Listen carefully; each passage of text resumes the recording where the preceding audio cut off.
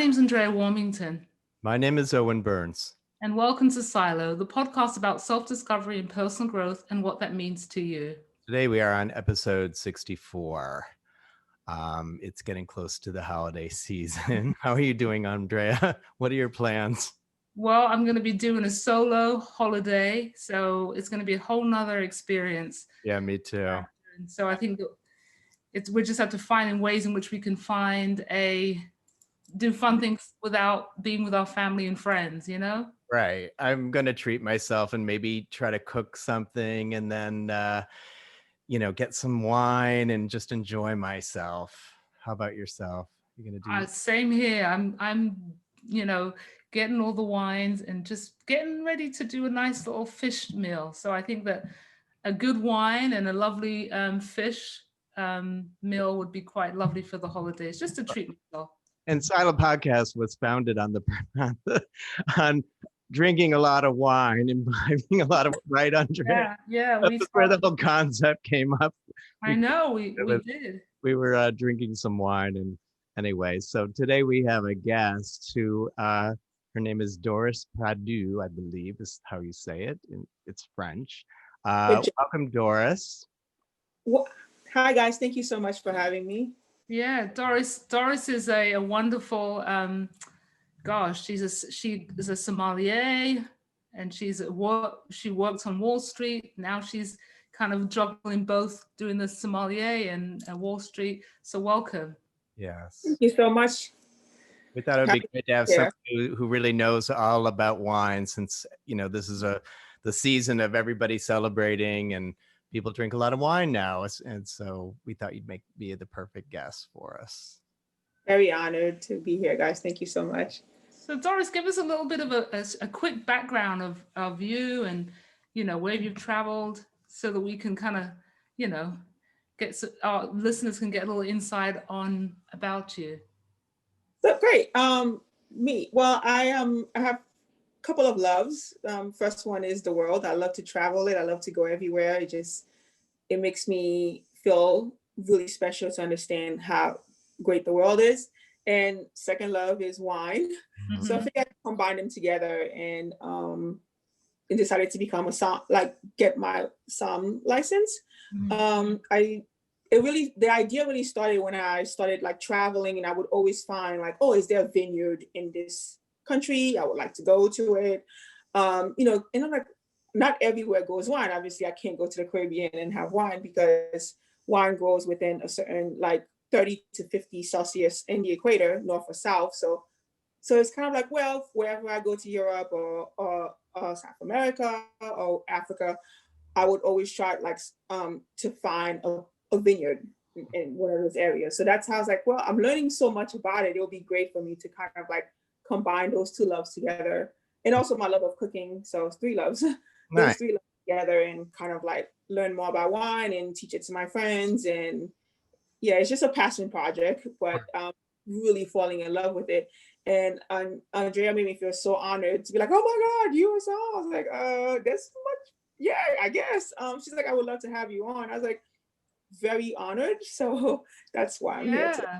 So one of the things that you love to do is that you like to mix wines with different foods, unconventionally, right? Is that the thing? I truly love doing that because I have a love for cooking, and the other thing I always do too when I go somewhere is kind of find a incubator kitchen that is willing to teach me how to cook. So it was why not combine those two things together? So I have a passion of combining Caribbean food, which are very spice heavy, mm-hmm. with wine. So it's I was that's why I was for me to really do this, I really need to have more knowledge of wine, how it's made, the different climates and things of that kind of specification, and then kind of create a blueprint of how to combine Caribbean food and wines from Burgundy, wines from Marlborough, New Zealand, which was some of the wines we'll be tasting today, and wines of Oregon, for examples. Mm-hmm. Nice. So do you feel that, so is there a particular wine? I know that you're Haitian and you love Caribbean. So mm-hmm. a Burgundy would be a nice wine to pair with Jamaican food, yeah? Or would you say, Honestly, I would say with Caribbean food, it's more of the spices than the actual like dish. Like I would say like you could even have like a really nice fish with like a stewed fish with like a Beaujolais from France, because of how light the red is and how it will really blend well with the spices in the fish. So it's like you wouldn't use a Syrah or anything, because Syrah is kind of like a spicy red wine. You wouldn't want to mix spicy with spicy, right? Yeah, and it's very heavy too. So you want something like a very light red, like a Pinot Noir, like a Beaujolais, something that's very easy on on the palate with the food.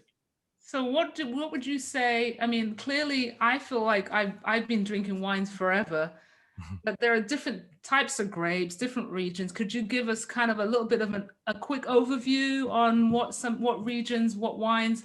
For example, let's start with reds, How would you break it down? To break it down, it's over like I would say 100,000s of like different grapes you can use, but it's been really condensed into like the old world really kind of in a way dictates what reds we use. So that I think I would say right now maybe like a good like 50 to 100 grapes or varietals are being used for wine culture growing. And it ranges from like the nobles of the French, whether it's the Pinot Noir, the Cabernet, the Syrah, like you said, or the Malbec. On the white side, you have your typical Chardonnay, your Sauvignon Blanc, in different blends, and Albonio from Spain, Chianti from Italy. So it depends really. And then you have like the Greeks that make like really great like homegrown grapes that only they can harvest. So I would say 100,000s of grapes, but only like a small from that percentage, maybe like 10% of it is being used in winemaking. Are there any like specific things in the soil that changes the flavors? Like, because there's different soils from all over the world. And like, can you know anything specific about soil, of how like things about it that alter the flavor of wine? Definitely. Like if you have you always like, once you start to really understand the knowledge of wine and even drinking it, I would say is the best way to know it, is if you know, like you'll know when you have an Etna Rosa, which is a red from Sicily, because that particular region, the terroir is mostly volcanic, and you'll taste the minerality of it, like the ashes of it in a way. So, and then you have like, if you go, there's like wineries that are very close to the sea. So you almost kind of like have a sea taste to it as well, like very like a salt in a way to it. So there's so many different terroirs. And terroirs, that's not just like the land, but like just the whole, I would say like the whole atmosphere of whether it's the climate, whether it's a cool climate or warm climate, the soil you use. There's so many different, types. Yeah. Well, what's going on with that orange wine? My friend Margarita loves it, and I'm just like, I love it too. Don't get me wrong, but it's just like every time we have it all the time, and it's just like, where did that come from and why? And it's not that cheap, but it's it's a whole new thing. Well, we thought it was made from oranges at first. We're totally wrong. No, I totally understand that. Like I've actually corrected friends. It's like, yeah, it's not really made from orange. Because funny stories, I'm allergic to orange. So like, you drink orange wine, you're allergic to orange. It's like, it's not from oranges. It's really the best way I would tell anybody to understand what orange wine is. It is what rosé is to red, but the opposite way. So like a rosé has minimal skin contact. Versus with the red grapes, an orange wine is the opposite. It's a white grape that is left with more skin contact, and most orange wines tend to be very organic, biodynamic. So if you're a beer lover and you wanted to like find like something that reminds you of beer and wine, an orange wine, some of them are like really, not all of them, but some of them are like really, you have that kind of like, I'm not a beer lover, but but it has that beer taste to it that I feel like a lot, like my friends who are beer lovers think about it. Kind of like it, yeah. Yeah. And It's hit and miss for me when I've had orange wine. You know, sometimes it's been not so great at all, and then other ones I loved. Mm-hmm. And then also, just so you know, like it's not just one specific grape. You can make orange wine with Chardonnay. You can make orange wine with like a white Grenache. You can make orange wine with like any white grapes. It's just any grapes that you leave it longer on doing the fermentation process. You leave the skin on longer. Oh, so that's where the color comes from. Exactly. Wow. So would you say that there are trends? Like, is that just a trend now all of a sudden? I mean, I think it's good, don't get me wrong, but are there trends in wines? Oh yeah, definitely. There's a lot of trends in wine. And it depends on what country, right? So like if you, or even states, like if you go to like a Williamsburg in Brooklyn, or like a Brooklyn kind of winery, like they usually go through like the whole concept of let's like, do you have, like, Jura is like one of the biggest trends right now, which is Jura is a city in Appellation, I would say, in France, and their wines are very sought upon right now. And then biodynamic is another word you hear a lot about wine, organic wine. Those are like the new trends in wines. I would say like those are like some of the big ones you hear a lot now. People go, oh, can I have all natural biodynamic wine from Jura that happens to also be orange? It's like ordering a Starbucks, Frappuccino kind of. Wow. Yeah. And is it true that 97% of American wine drinkers buy bottles of wine that are under, I think, $15? Did you hear that? I've heard that as well, but I've also heard there's a lot of people who are like really brand name heavy. Like I've worked with like friends of mine who are like in restaurant owners who would need help, and they asked me to come over. I remember like there was someone who was like very like, I want rosé and I only drink Whispering Angel, and I was like, yes, and no, not to the Whispering Angel, but there are other really great rosés from all over the world that can rival probably much better than Whispering Angel. So I think in America there's a lot of focus on like brand heavy wines. Like some people only drink like Moet because that's what they know, but they don't want to venture out to like different other sparkling wines or other even wines, lesser known names in the Champagne region.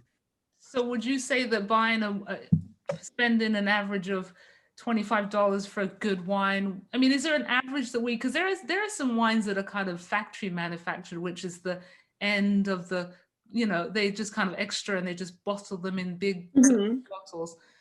Do you think I'm not a big fan of big bottled, I'm not going to say any names, but I'm not a big fan of those types of wines. You can find a really great wine. Like for me, my personal opinion is like, I separate a daily drinking wine with a wine for special occasion. So like, I don't mind spending like, like a price range of like no more than $25 on a nice bottle of wine from Oregon, or like a nice bottle of wine from like California, because that's for me to drink daily. But if it's like, oh, I found like a Nebbiolo that is like, like a 100% Nebbiolo that is like $95. I did that because when I graduated, that's what I would want, but like I would separate, like a daily drinking versus a very special occasions drinking, like a wedding or the birth of your child or something like that. Well, we're going to be tasting some wine today. But one question I had for you is, there's a lot of weird notes that are out there, like cat pee and petroleum and black tar. And today I read one called baby diaper. Who would want to drink wine? I've never heard of that one. Yeah, baby diaper or pencil lead. It's like crazy. It's anyway. Yeah, I just thought that was really kind of out there. I think it's different. Like some people think when you smell like the faint cat pee thing that people smell a lot, they'll think that the wine is bad. No, not necessarily. I would think like if you smell a moldiness to a wine, that's a fault. But like the cat pee thing is more of I would say it's a manufacturing. The best way to explain it is like kind of like a manufacturing process. So it's like petroleum, like New Zealand New Zealand Rieslings from Clare Valley have that, like that very faint smell of petroleum, but their wines are amazing if you can find it. If you can find a New Zealand, you know, a Riesling from Clare Valley, I would suggest you guys try it. You know, there's really one I really like called Pikes, not plugging anyone, but like it's one that you can find in a lot of places in New York.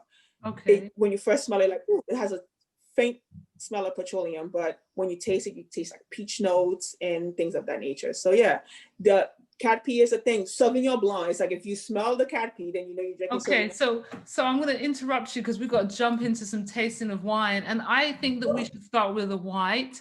And Okay. I do have the Sauvignon Blanc that you recommended, the Momo from New Zealand, and Owen has a white that he is a Sauvignon.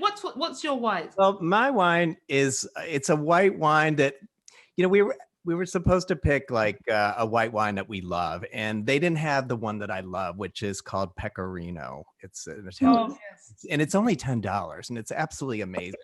So I couldn't get it, and so I asked the guy at my wine shop that I love, you know, what do you recommend? And he recommended this white wine that I can't say I really love it. It kind of tastes like a semi-sweet Riesling to me, but yeah. You guys have the same wine, I believe. Do you have the Momo?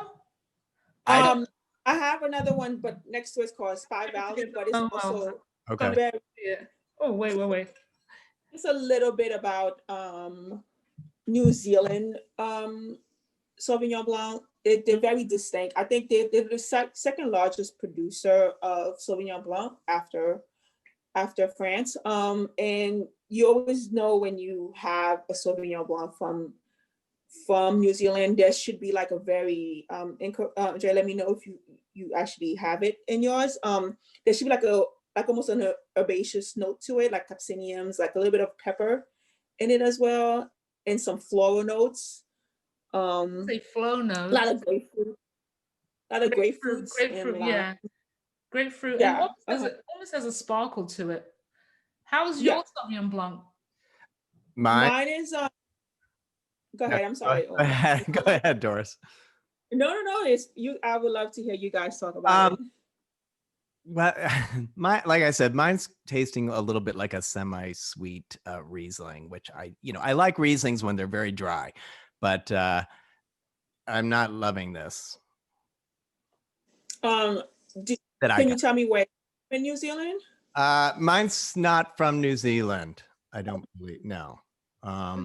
Yeah, I thought we were kind of just gonna taste whatever white wines that we loved. Like, and for this one, yeah, I messed up on that. Which one are you tasting? Maybe I can help you understand it. Where is I wrote it down. Mine is called Cuvée des Dames Piquepoul de Pinay. It's from France. Okay. Yeah, medium viscosity, medium acidity. It's dry, supposedly. I don't think it is. Citrus fruit, melon, apple, apricot. You know, it's fine. But I like my. The question: the bottle, does this tell you what region it's from, or is it just a product of France? No, it's from Piquepoul de Pinay, France. Yeah. Okay. I'll show it to you. Got you. If you can see it. I don't know if you can see it with the glare from the I think I see it. Yeah. I've never had that one. I might have to research and get back to you on. I mean, but let me ask you. I know that we have to go through a few other reds. Let me ask you.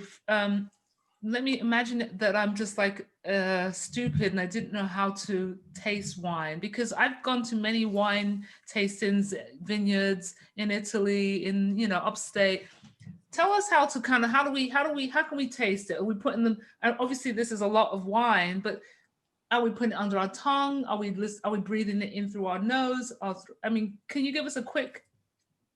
Sure. I think I think the best way to start understanding how to taste wine is really using all your sensories, right? And then the first one is sight. You look at your wine, see the colors of it to understand it, and then you go smell. So like, for example, I'll just do it real quick for mine. I have a lemon looking it's like a pale, a pale gold wine, and Smell wise, the next one I do, once I figure out the look of it, once you figure out the look of it, you can also start to like debase like where what region is from. So mine is very light, so it must be from like a, you could kind of know like if it's from a cool climate, a warm climate, just by like the look of it, right? If it had more body to it, then it's like a warmer climate, or maybe it might have been like oak fermented. Another way, and then the next one you do is just you use your sense of smell. So it's very herbaceous. So like that's the first thing I smell, like peppers. I smell like red peppers in mine. So like that's the first thing I do, right? So then the third one is actually your sense of taste, which is you drink it and then like what kind of flavors you smell it. For me, people might have thought I was a little crazy doing COVID to do this.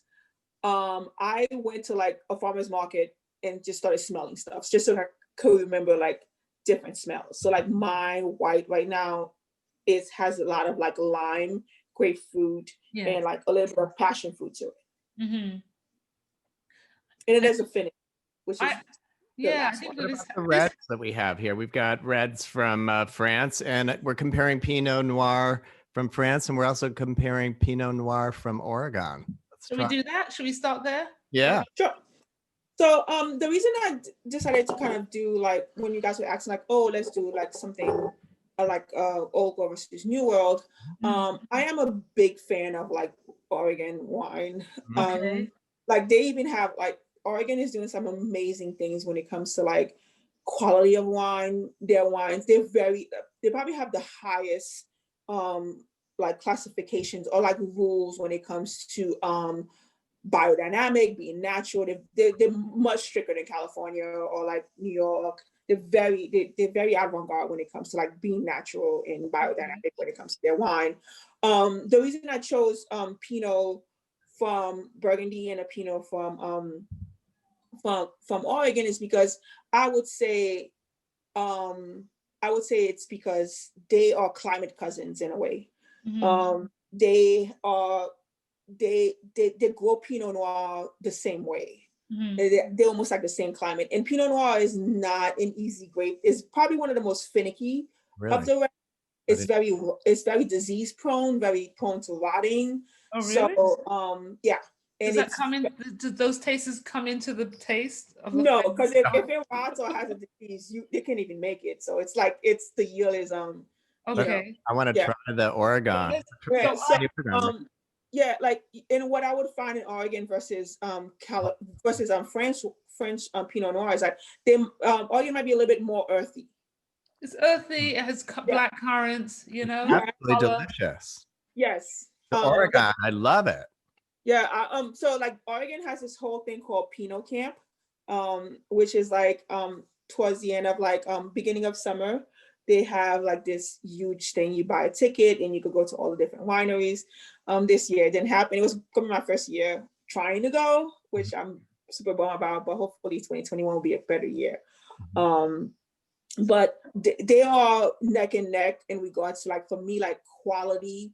And right now I would say because of there was a lot of tariffs put in the last 4 years. So like French wines are super expensive. I don't know when you guys were trying to look for wines, tariffs went up. Wow, like right now, like at least 25% if what you would pay for a French wine is doubles, even to like this, like the basic regular, I want to say basic, I shouldn't say like that, like just the plain appellation wines are like 25% more. Like, imagine getting like a DRC, which is a Domaine Romain Conti. I can't even imagine why would that be, because before tariffs they were going on in the hundreds, so I can't even imagine. But let me ask you, because time is running out, I have to interrupt. So we're in the Oregon Reds, and one of the things that you asked us to compare it with is a old school. Is it old school? Would you say more of a French? Call it Old World. Old World. That's French. So how about you guys taste your Old World? I am. It tastes delicious. It's definitely got a little bit more earthiness to it, like what you're saying. And maybe even a little bit of leather. Oh, a little bit of old leather. Oh, Owen, you and I have to have a session of just like learn the wordies. Yes, leather's a really fun one. You know how I love to make fun of the notes, you know. Yeah. So, They're so like, what are you talking about? I have no idea. Oh, yeah, I'm gonna try mine. My Oregon one I got is other people's Pinot, which is African American. Yes, Andre Mack. Actually, he's awesome. I've met him a couple of times. Super nice. Like very like if you you should have him on your podcast. He's like always open to like teaching people about wine. He makes great wines. Very fun to talk to about his wine and his knowledge of hip hop and putting it into the naming of his wine. Oh, interesting. So I'm gonna try my my Burgundy, which was from Givry. Is it Givry? Yeah. So Burgundy has different appellations. So like that is one of them. Beaune is another one. Pommade is another appellation, or like cities or appellations, villages, I would say, in France. And so Pommade is, Givry is a very well-known one. It's one of the top ones they use. So it's a really great one to compare with. I do like the French better though. Do you? I'm sorry. I just wanted to say, have you ever seen the movie Sideways about Pinot Noir? Such a great movie. It's a rite of passage that you have. Oh my God, it's like one of my favorite movies. And then there's this great movie on Netflix now called Uncorked, which is about becoming a sommelier. Have you seen that? Oh my God, that is fantastic. Yeah, I can't imagine. Gotta see it. Yeah, we got to watch it. I mean, time just flies. I do like the Which one do you like better? French. I do like the French better. I think it definitely has a nice body. I know that you would send us some cheat sheets to kind of go over like the color and the flavor and the, you know, there's so many things that you have to take into consideration. I actually like the Oregon better myself. Did you really? Yeah. I don't know why. I think it's because it's not so heavy with the earthiness, which, you know what I mean by that, Yeah, right? yeah. And this does have an earthiness. It does, which is fine. But I tend to like that cleaner note with the Oregon. You know? I'm excited. Yeah. Made with fresh. Well, Oregon has been winning a lot of awards as well. See. So yeah. Oh, interesting. But what about California? I know that Chef Paul loves a Pinot from California. How would you? I know that we're running out of time, but is there a quick points from California, Oregon to? I guess the difference is that the reason I chose Oregon versus California is California is more of a warm climate, so their Pinot loses characteristics when it like comparing it to a French one, in my opinion. Oh, they do. Yeah, and Pinot is supposedly a difficult wine to grow, isn't it? It's very difficult. Very difficult to grow. So I would always choose if I'm comparing it, I would always do a French versus Oregon because they, like I said, like the climate cousins. Yeah. I would probably compare California with a different, a warmer region that grows Pinot as well. Wow. Yeah. Well, wines are being made all over the world now. I mean, I was surprised, like even with in Long Island, there's amazing wine. Or at Obama's when his inauguration, they served at the dinner. They served this wonderful Cabernet Franc, I believe it is, from Long Island. And then there's upstate New York, which is now I was in the Finger Lakes in July. And Poland too. Sorry. Oh yeah, I was in the Finger Lakes in July because for my birthday every year I go to a vineyard. That is what I do. I couldn't go away, so I was like, well, I've never been to the Finger Lakes, and I was thoroughly impressed by the Finger Lakes. I've had some great wines from like the patriarch of them, which is Dr. Constantine Frank, to Domaine Lesur. I love this wine. Great wines, yeah. Great wines. We are running out of time. Well, Doris, thank you so much for guys taking us through this. The opportunity. Anytime you guys want to chat about wine, let me know. I really admire that you're going for it, because after seeing that movie Uncorked, I was like, man, this is much more complicated than I thought it was. It's a little bit more over dramatized than it is. You can do it, Owen. You can do it. I can give you my notes. But I appreciate that. I was really inspired as a Black woman who spent many years in Wall Street, still in Wall Street, has done, taken her sommelier certification, and it's because I've seen films that people doing it, and it's so stressful. So I admire you and thank you so much. Yeah, thank you. It was my coping mechanism to deal with COVID. How about that? Let's do a cheer. Cheers. Cheers to a better year. And safe, happy New Year to everyone. Cheers. Thank you so much.